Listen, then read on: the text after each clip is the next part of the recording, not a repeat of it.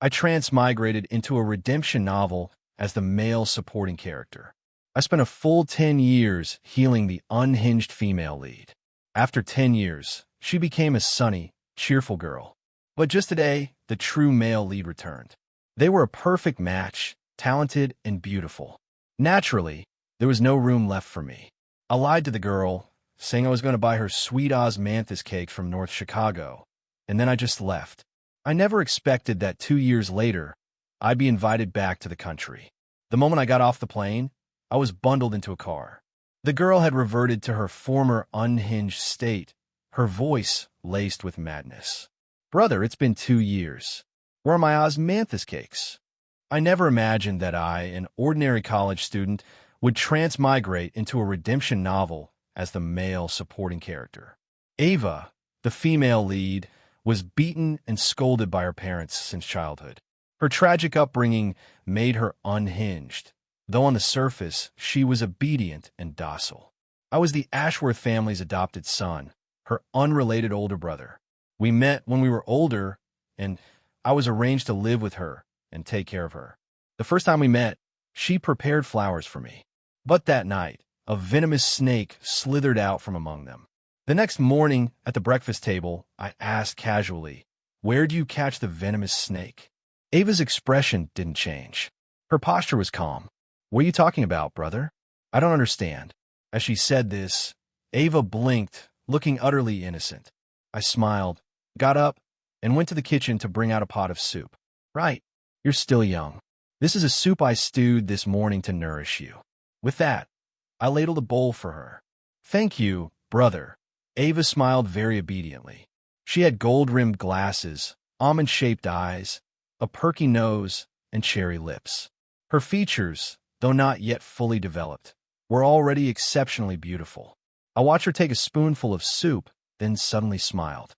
"Those glasses suit you very well." She paused. "Are you complimenting me, brother?" I suppressed my smile. "They make you look very obedient." "Ava, let me ask you a question. Is soup made from a venomous snake poisonous?" The next second, she knocked over the soup bowl. The steaming hot soup spilled all over the floor, some splashing on her. I feigned surprise. "How could you be so careless? Did you get burned?" "No." Ava bit her lip, seemingly enduring something. "Thank you.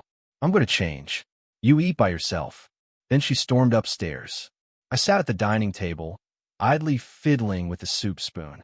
Still a child, indeed unable to hide things. She likes to study medicine. How could she not even know that venomous snake soup isn't poisonous? My university, AU, and AA school, AU prep, were very close. Therefore, we usually went to school together. "Hurry up. You're going to be late." I waved to her from the car. A flash of annoyance crossed AA's face before she reverted to her docile and harmless demeanor. We sat in the back seat. The driver had long since raised the partition, obscuring the view from the front. I caught a glimpse of the smile vanishing from Ava's lips, and my own lips couldn't help but curl. "Ava." I suddenly leaned my head towards her, whispering, "You're still an amateur at this." Her lips were pressed into a thin line, probably wondering how I knew her true self.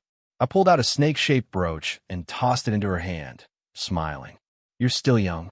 You can't hide your tale." I had awakened the day before I met Ava. Through a dream, I saw the entire plot because it was a redemption novel. Ava was beaten and abused since childhood, had a tragic upbringing, and bullying me and stirring up trouble were standard fare. Before meeting the male lead, she would turn the household upside down until the male lead saw through her disguise and redeemed her. But unfortunately for her, I was the modern-day disciplinarian. Unhinged, mentally ill, all treated as disobedience. A child always in a bad mood, most likely faking it. A good beating would sort out. The next day, the way Ava looked at me changed. Like a snake that had been lying in wait.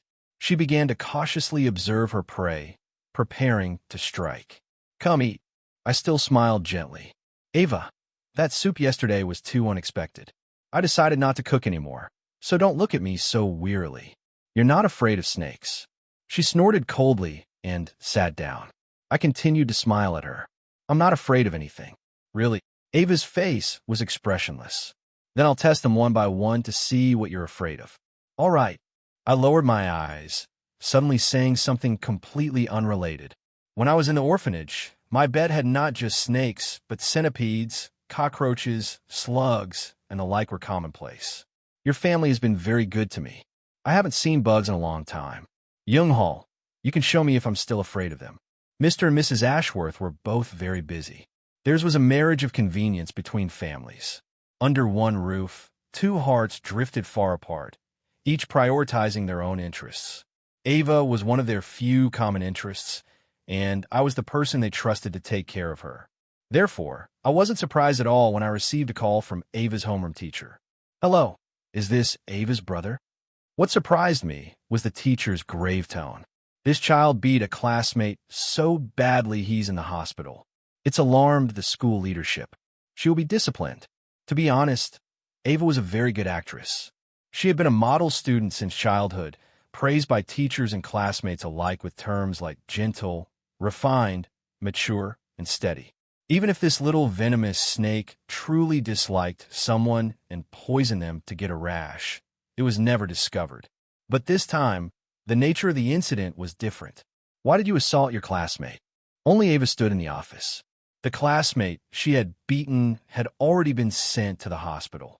I saw his photo, face bruised and swollen, his body even worse. A girl raised with violence since childhood, she had become skilled in mixed martial arts. These injuries clearly showed she had intended to cause serious harm. The homeroom teacher slammed his hand on the table. Do you have any idea that if you had hit him a little harder, you could have killed him? Ava didn't move, just glanced at us expressionlessly. That look was inexplicably chilling. It was a side of her I had never seen. The homeroom teacher was about to continue his tirade, but in the next second, I stood up, my actions faster than my thoughts. Teacher, let me speak with Ava alone. There must be some misunderstanding. Our Ava isn't such a violent girl. Why did you hit him? This was the third time I had asked her this question. Ava still didn't speak, turning her head coolly to look outside. Ineffective communication. I was about to die of anger from this rebellious girl. You're not going to talk? Fine. Do whatever you want. I'm leaving. You'd better hope you can survive your parents. The Ashworth parents were extremely strict with her. Consistently being number one was the bare minimum, not to mention obeying rules and laws. The slightest displeasure would result in them beating Ava half to death without mercy. I held my forehead, silently wondering why she hadn't been beaten into submission yet. Are you worried about me? Ava suddenly spoke, looking up at me, her expression docile. Shouldn't you be wishing I were dead? I paused. That being said, she was after all only 15. Having experienced such an upbringing, managing to pretend to be a good student was already commendable. If I really wish you were dead, I would have told your parents long ago, I sighed. Besides, you haven't been throwing poisonous bugs into my room anymore. The next day, I took Ava to school again. The homeroom teacher's anger hadn't subsided, and it even extended to me. What exactly happened? Is Ava going to apologize or not? Where are her parents? Why is it always you? What good are you? That classmate is still in the hospital on and 4 drip. Ava's hand suddenly clenched into a fist. I noticed, took her hand, and squeezed it reassuringly, not noticing how her whole body tensed. Teacher, you should be glad he's currently on and 4 drip. I was smiling, but I pushed a USB drive towards him. Otherwise, if it were me, I might have beaten that classmate until he was paralyzed. The USB drive contained a recording made by a female classmate who had witnessed the whole thing. After school, Ava stayed behind for cleaning duty and was harassed by that classmate. Well, Miss High and Mighty, finally deigning to clean by yourself today. We were just saying, you fatherless, motherless thing. You were born to be hit with cleaning tools. The Ashworth couple kept a low profile, not only not sending Ava to a private school, but also never showing their faces. The clothes they gave her were also very old, and the tasks they set were extremely strict. Failure to complete them meant a beating. Over time, rumors spread in the school that she had no parents. Beaten was Ava's biggest trigger. In the end, the homeroom teacher's face turned shades of red and green, and I just held Ava's hand, coldly stating, I demand that you, that classmate, and his parents publicly apologized to Ava. Don't say I didn't warn you. Our Ashworth family has money, keeps a low profile, but we hold grudges. Liam. Ava knocked on the door. I didn't turn around. Come in. What is it? She was holding a few white roses, still dewy, and stammered a bit. The roses in the garden bloomed. I cut some for you to put in the vase in your room. I raised an eyebrow and turned to look at her. The young girl placed the flowers in the vase. White flowers, very beautiful. Why aren't you calling me brother anymore? I suddenly spoke. When you first came, you called me brother with every other word. Ava looked very flustered. I smiled again. And why aren't there any venomous snakes hidden in today's flowers? Stop tormenting the snakes in the garden. They're quite pitiful being messed with by you all day. The young girl had never learned to apologize. The newly changed roses in the room, the steaming hot milk on the dining table, and even a black card that inexplicably appeared in my bag. Keep it yourself. I tossed the black card onto the table. Your parents only gave it to you. If it inexplicably appears on me, what will they think when they see it? Ava looked up at me slightly, pursed her lips, looking very obedient. I sighed. I'm not holding a grudge for what you did before. I didn't say I was apologizing either. Teenage girls are always saying one thing and meaning another. She stammered a bit as she said this endearingly. Tundra. After speaking, she added, you don't buy any nice clothes. You don't even look like a college student. I didn't know whether to laugh or cry. So that afternoon, I went to the mall. Just as I was about done shopping, someone suddenly tapped my shoulder. It was a handsome man, not stunning, but inexplicably captivating. Hello. His smile held a hint of scrutiny. Mr. Supporting Character, may I ask how my female lead is doing under your tutelage? Here you go. I returned home with a pile of bags and tossed the black card onto the desk. Ava didn't take it. Instead, she looked up at the spoils of war behind me.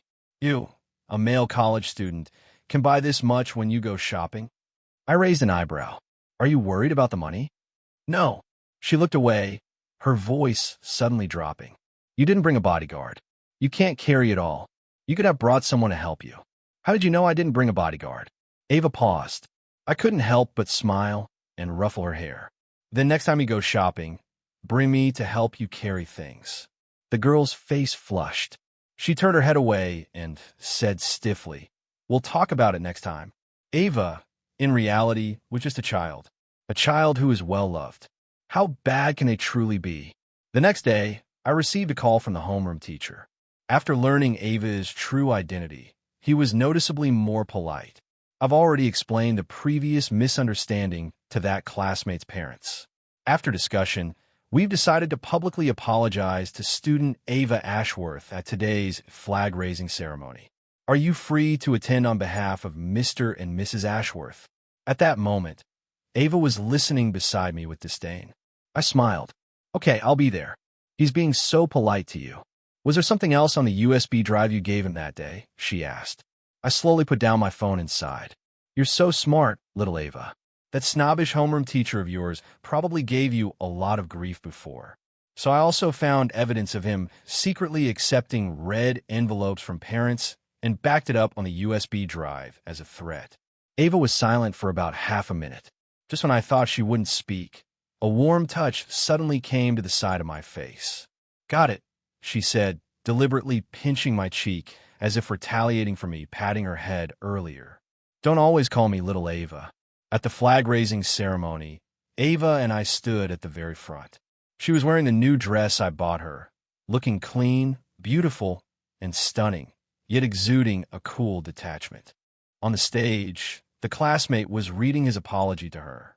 After finishing, he had to bow as if Ava were some important leader. Basking in your glory, future Sio Ashworth, I teased in a low voice. Ava didn't speak, but her hand restlessly tugged at the corner of my sweatshirt. Somehow my heart skipped a beat, and I subconsciously looked down at the crowd. It was nothing. No classmates noticed us, but someone else did. Hi. The male lead I had met in the mall that day was standing ramrod straight at the very edge. He smiled and mouthed, Liam, well done. Then he turned and walked away. Life passed by uneventfully. Like every high school student, Ava had few holidays and would do her homework at home until very late. Occasionally, I would find her sneaking off to her basement laboratory to tinker with things. If you do anything else that endangers public safety, I'll have the police confiscate all your messy stuff. I cornered Ava at the door, threatening her. By this time, she was almost an adult, yet she only reached my chest. She kept her eyes down, not looking at me, showing no sign of admitting her mistake. I was wrong, she said very seriously, but her hand at some point had grabbed the corner of my clothes. What did you say? My body inexplicably stiffened. I can't hear you. Ava obediently leaned closer and repeated it. The distance suddenly closed, her eyes fixed on me. She had taken off her glasses, and her gaze seemed to carry a deliberate allure. But the next second, I suddenly pulled her over, our noses touching. She was caught off guard. Liam, I didn't respond. I pushed up the sleeve on her wrist. What's this bruise here? Ava was already a senior in high school. More than 2 years had passed since I met the male lead. That's the female lead's black card in your hand, right? She's that good to you. He had asked me that in the mall.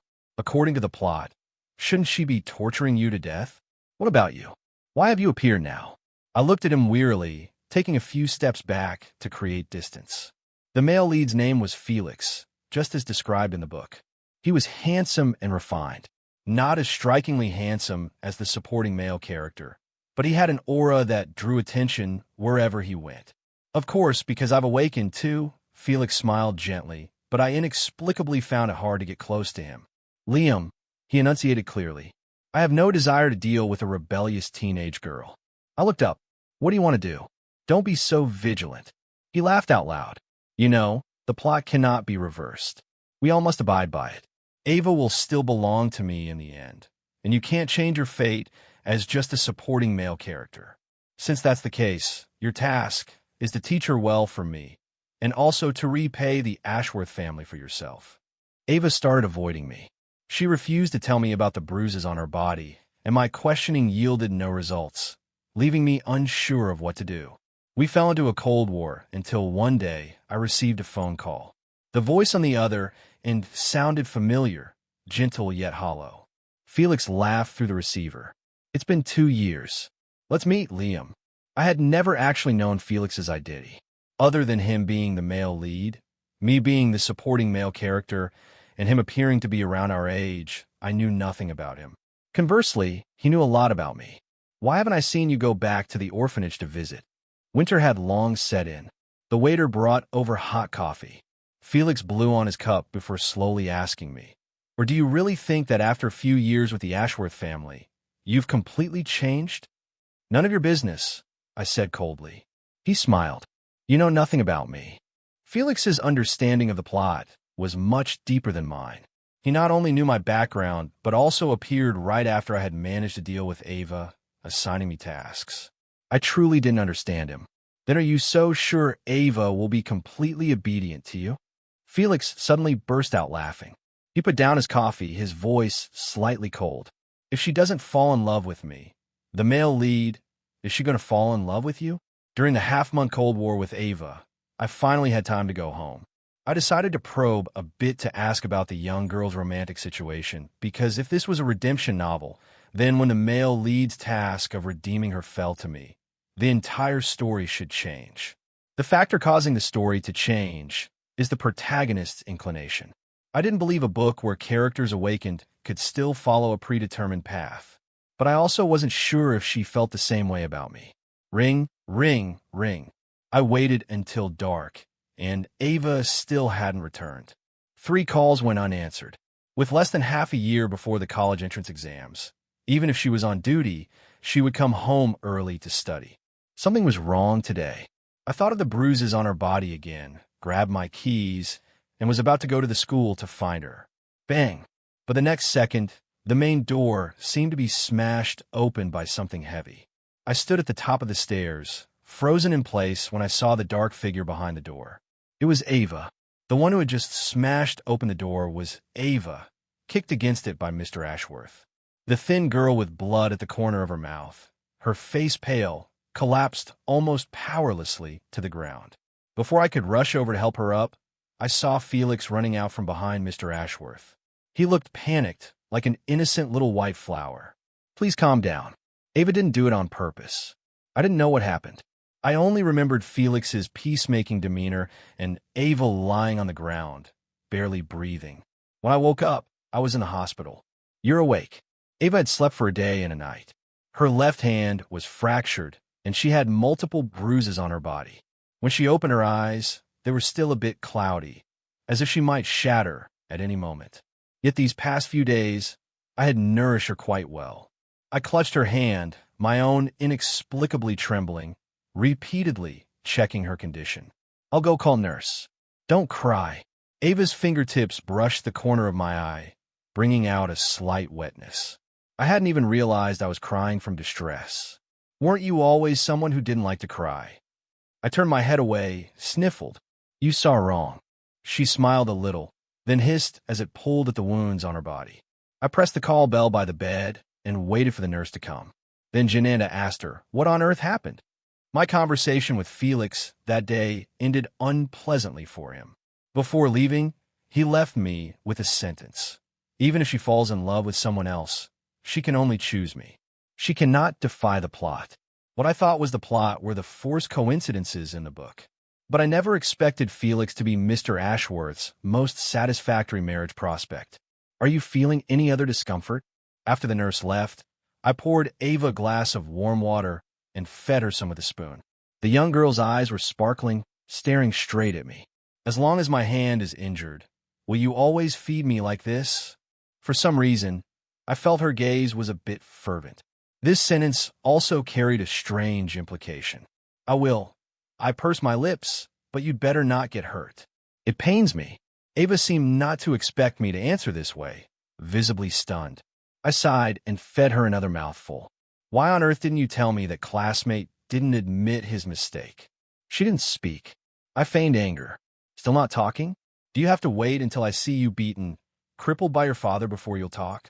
The atmosphere was silent for 2 seconds. Then she finally said, that bastard. He secretly took your photo and spread rumors. I had never imagined that Ava's troubles were because of me. That classmate was unconvinced but knew he couldn't confront her directly. So, he realized he could use me.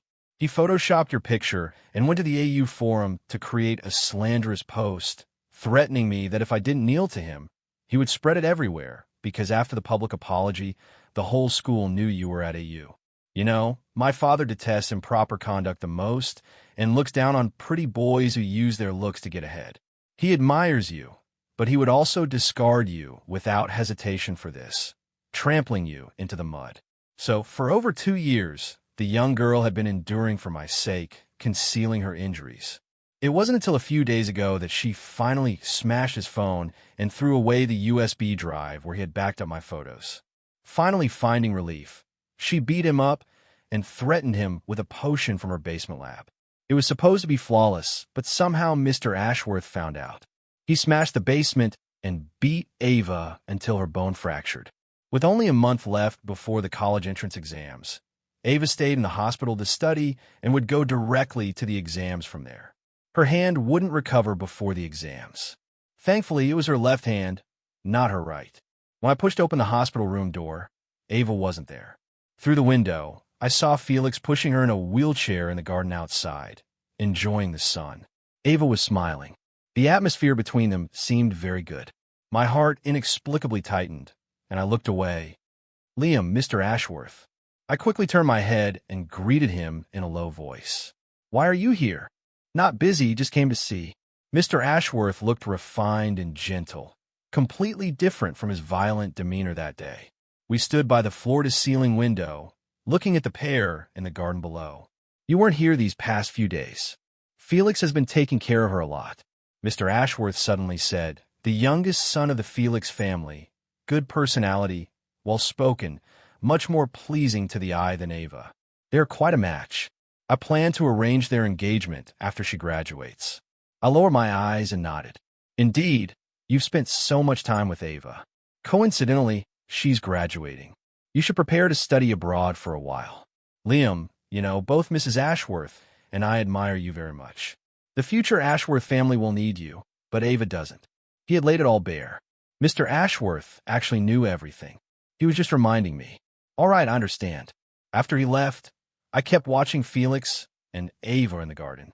They both had faint smiles on their faces. She seemed to have never been so gentle with any man other than me. So this was the male lead. The college entrance exams ended quickly. On the day they finished, I went to pick her up with a bouquet of flowers.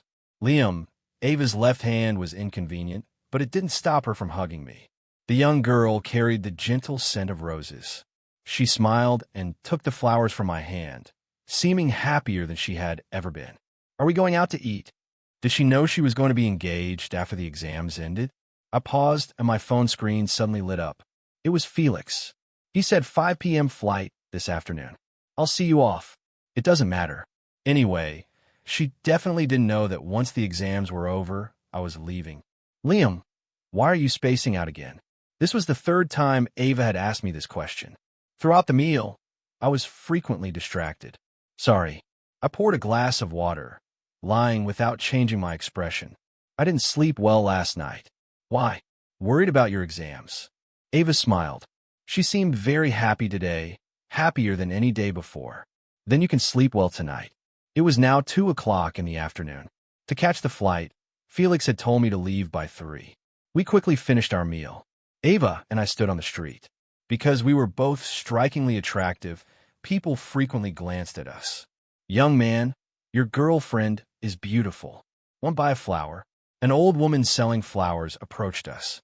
I froze, and before I could refuse, Ava had paid. No need. I'll give it to him. Just 1 stem is fine. Thank you.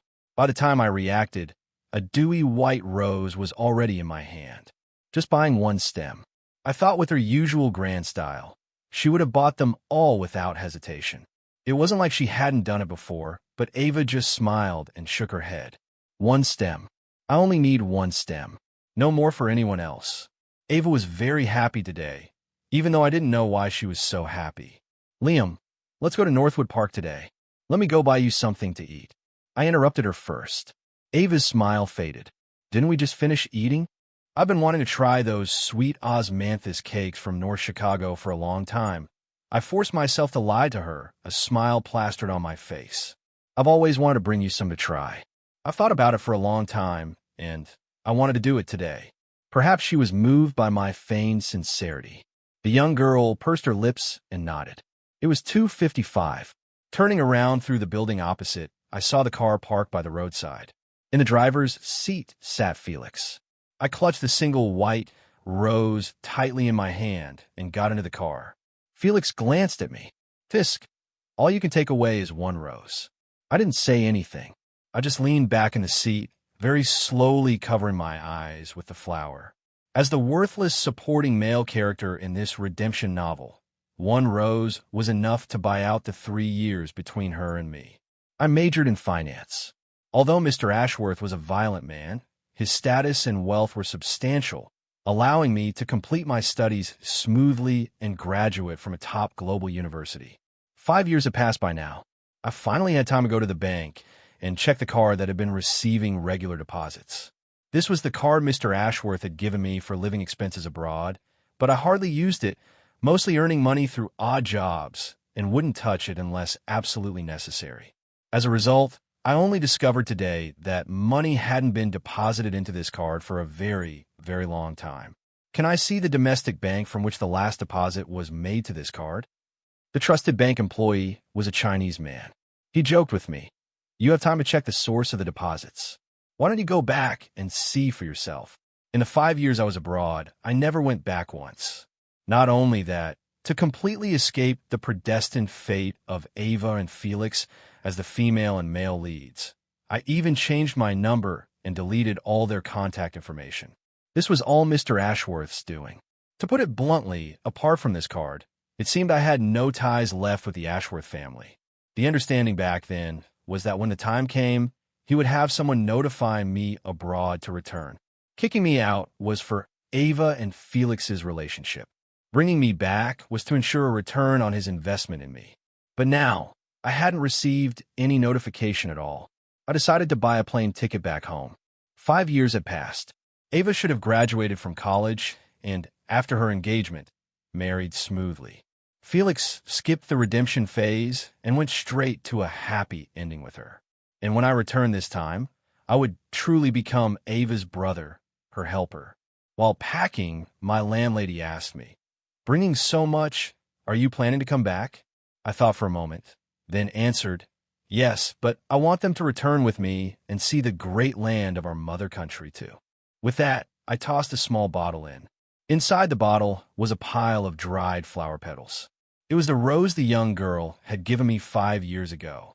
"Are you all right, sir?" I went to the restroom and threw up right after getting off the plane. I get airsick and carsick, so even when I was abroad, I rarely went out, let alone dated. I had very little social interaction. I waved my hand. "I'm fine, thank you." Dragging my luggage out of the airport, I stood by the roadside fumbling for a long time, unable to figure out how to use the domestic ride-hailing apps. Beep beep. A taxi pulled over. I was getting frustrated, so I just got in. "Where to?" "The Ashworth Group building." "Can you find the way?" Because the discomfort from air sickness hadn't subsided, I kept my eyes closed to rest during the journey. Just when I got in the car, I saw a white rose placed inside. This made me subconsciously glance at the driver in the rearview mirror. It was actually a girl. She seemed very young, wearing a black baseball cap and a black mask, not talking much except for the first sentence. I closed my eyes and leaned back in the seat to rest until the car stopped. I opened my eyes, and the noise of the road had completely disappeared. My heart skipped a beat. The surroundings outside the car felt inexplicably familiar. Suburbs, a villa, a visible golf course in the backyard. "We're here." In that instant, I seemed to sense something. I turned my head and looked at the driver's seat. The girl, having removed her hat and mask, was very pale, making her eyes look red and swollen. "Brother, why did you only come back now?" My mind went blank. I never thought I would reunite with Ava in such a way. So, suddenly I had self-hypnotized myself many times. I was just a supporting male character in this book. I redeemed the female lead for Felix, completed his mission for him, and also repaid the Ashworth family. So when he reappeared, I exited, allowing them to reach their happy ending, and the book would conclude. I had never considered what happened after the ending. Where the osmanthus cakes you mentioned? Ava forced a smile, tears already welling up at the corners of her eyes. That shop in North Chicago closed before my college entrance exams. She had actually gone looking for me. I didn't know what to do for a moment. I turned my head away, thinking I could ignore her reddened eyes. "You don't cry." The day Ava woke up after being beaten unconscious, she had said that to me. Yet here I was, having abandoned her and returned, making her cry. "Ava, don't." "Enough." She suddenly got out of the car. Then she yanked open my car door, pulled something out from behind her back, and rather roughly pulled me out. Click. My right hand was handcuffed, the other end on Ava's own wrist. Her voice still held a sob. "Liam, don't even think about abandoning me a second time in this lifetime." It was very sudden. Even sitting in my old bedroom, it still felt unreal. There was a red mark on my right wrist from the handcuffs earlier. Ava saw it, unlocked them, and then fiercely threw the handcuffs into the trash can. Bad thing, she was cursing the handcuffs. I didn't know whether to laugh or cry, but when I saw her, my nose started to tingle. She had grown taller. 5 years was enough for a young girl to mature. Ava's hair was a bit longer with some curls, and the belt of her dress outlined her curves. The little girl from back then was now a graceful young woman. "Liam." She came over and hugged me from behind, holding me tightly, burying her head, nuzzling and breathing deeply as if she had suffered a great injustice. "Let go first." She ignored me, throwing a tantrum. No amount of coaxing worked. All she would say was, "You're going to trick me again." I was speechless. It wasn't until someone knocked on the door that the warmth in the room was interrupted. I heard that person call Ava, Ms. Ashworth. That was what assistants called Mr. Ashworth when he was still around. "Hello. I'd like to ask about Ms. Ashworth's marital status." "Hey, what are you joking about? Aren't you the one Ms. Ashworth loves the most? You just came back. The poor girl has been alone for so many years. You two should be preparing for the wedding by now, right?" The young housekeeper had always wished us well. I paused, speechless. No one here had mentioned Felix. Felix, whose engagement was a done deal 5 years ago. The original plot mentioned that everyone favored him. Even housekeepers liked him very much.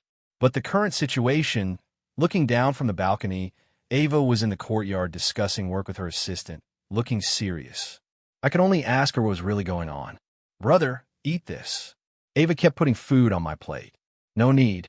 I used to be the one taking care of you. I hesitated, then finally asked, where's Felix? The atmosphere was instantly silent. Ava didn't speak. Or rather, Mr. Ashworth, where is he? Dead. This time, she answered quickly. What? Dead. Cerebral hemorrhage. Resuscitation failed. My eyes widened. In my memory, Mr. Ashworth exercised regularly. He shouldn't have ended his life so soon. They all suspect I did it. Ava suddenly added, Brother, what do you think? I indeed, you could say I did it. She was very frank. I pursed my lips, not knowing what to say. But just then, Ava suddenly smiled, her eyes crinkling, yet devoid of emotion. He wanted to hit me again, but I fought back that time. He couldn't beat me, so he died of anger. Brother, want to guess where Felix went after my dad died?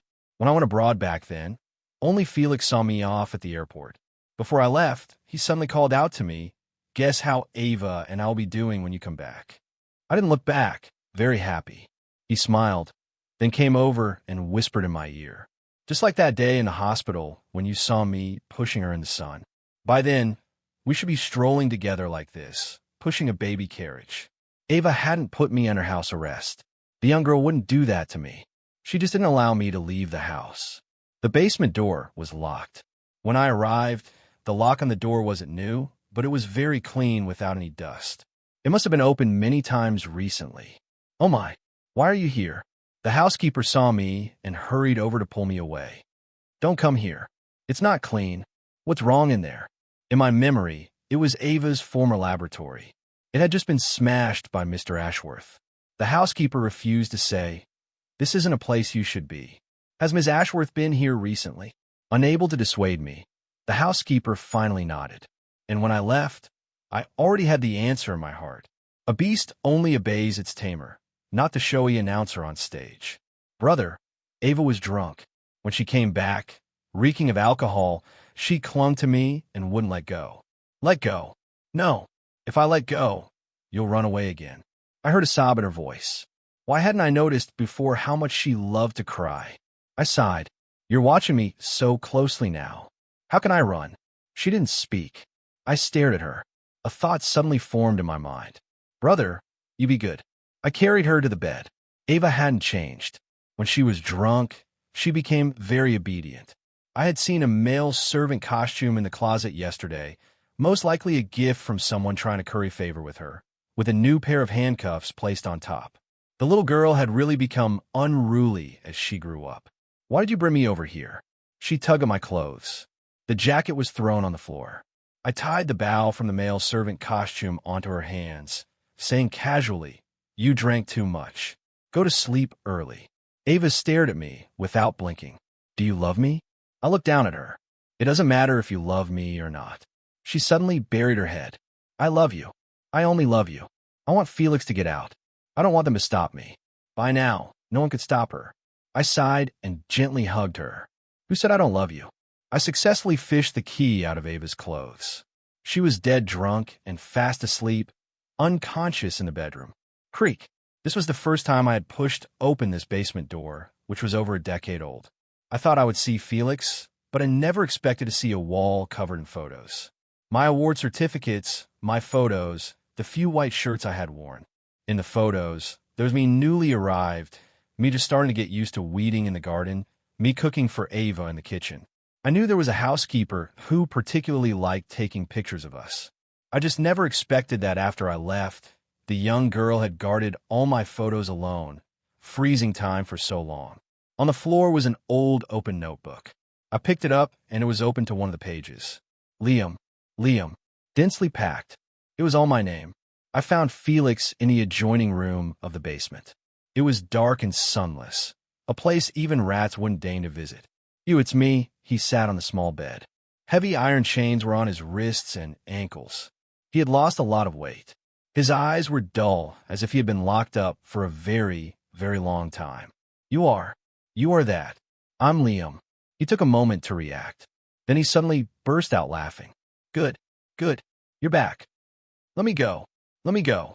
He seemed to have forgotten that he was the high and mighty male lead, and I was just the supporting character paving his way. The story also didn't reach its original ending, but had instead fallen into this irredeemable situation. Felix, aren't you the male lead? Where's your halo? She looked at me blankly.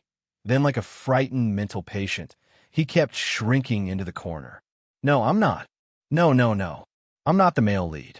Liam is. Liam is. I recall the news I finally managed to get from AA's assistant that day. 5 years ago, Mr. Ashworth died unexpectedly. Then Felix, the youngest son of the Felix family, disappeared, and the engagement was called off. So, this wasn't a disappearance. It was Ava who made him disappear. The night I saw Felix, I had another dream. After 5 years, I saw the plot again. But this time, there was nothing in the plot. No childhood Ava. No late arriving Felix. Not even me. No interaction between any characters. I only saw 3 lines of text. Female lead Ava. Male lead Ryan. Corrupted plot repair in progress. Punishing. Interfering supporting male character Felix. Ending hint. Love the one you love. Brother. Ava woke up just like the first day. She came in with a glass of milk, staring at me without blinking. Only one of her wrists was still tied with half of the bow I had put on her last night. I put my hand to my forehead. Why haven't you taken off the bow on your hand? Isn't it pretty? My face felt hot for a moment. Ava took my hand, pressed her face into my palm, her voice very soft. Brother, I'm willing to do anything. Her posture looked utterly pure and harmless. But I just caressed her face, coaxing in a low voice, then let Felix go. Okay. Her body stiffened, and the next second, I pulled her into my embrace because I'm back. I will never leave you again. Felix had been driven mad by Ava's torment. Therefore, she also learned from him about our so-called plot and supporting characters, and Felix had deceived us. The plot was originally written by the protagonist, which is why he ended up with such a self-inflicted fate. I don't believe in the plot. Her voice was so firm. Liam, if it's not you, I don't want anyone. I had never felt so clearly the happiness of being firmly reciprocated, and now there was no one left to stop us. Felix was no different from a madman. Sometimes he would throw his head back and laugh. Other times he would wail loudly, his intelligence like that of a 3-year-old child. Ava threw him into a welfare institution, having caregivers look after him. The day before he was sent away, we were preparing for our engagement. Do you pity him? Ava asked me. I shook my head. He's not worth it. These 5 years were his own doing, so his end wasn't tragic. It was deserved. On the day of our engagement, Mrs. Ashworth returned from the temple. After Mr. Ashworth died, she seemed to have a sudden epiphany and moved directly to a temple, saying she wanted to atone for his sins. She actually knew about the abuse Ava suffered as a child. She was 4 years younger than me, petite in stature. Liam, Mrs. Ashworth placed a bracelet in my palm. She smiled. Congratulations. You weren't deceived by the plot. My eyes widened. Could it be that you? Sure, Mrs. Ashworth smiled. Not me, but the one who passed away. A protagonist who was not redeemed. How tragic for the next generation. That's why Mr. Ashworth vented all his anger on Ava. And Mrs. Ashworth, merely a supporting female character, bore a heavy burden of sin. Ava's future is in your hands, brother. Ava was holding a bouquet of flowers. This time it wasn't white roses, but the most passionate red. We're already engaged. Why are you still calling me brother? Today the villa garden was exceptionally lively. The Ms. Ashworth, who was always unpredictable in everyone's eyes, seemed like a different person today, with a smile in her eyes and at the corners of her mouth. I don't know. The young girl kept smiling. Do you remember when we first met? I also called you brother. I know. You even threw a venomous snake at me. Ava leaned her head down. Then today, it's coming full circle. From now on, I won't call you brother anymore. I'll call you fiancé. Is that okay? Of course it is. The sun today was warm and inviting, as if our scorching joy had infected the white clouds. I lowered my head and devoutly placed the engagement ring on Ava's finger. She smiled and asked me what I was thinking. I'm thinking about what the day I truly marry you will be like. In these days of flourishing grass and soaring warblers, every day of ours felt like a devout declaration of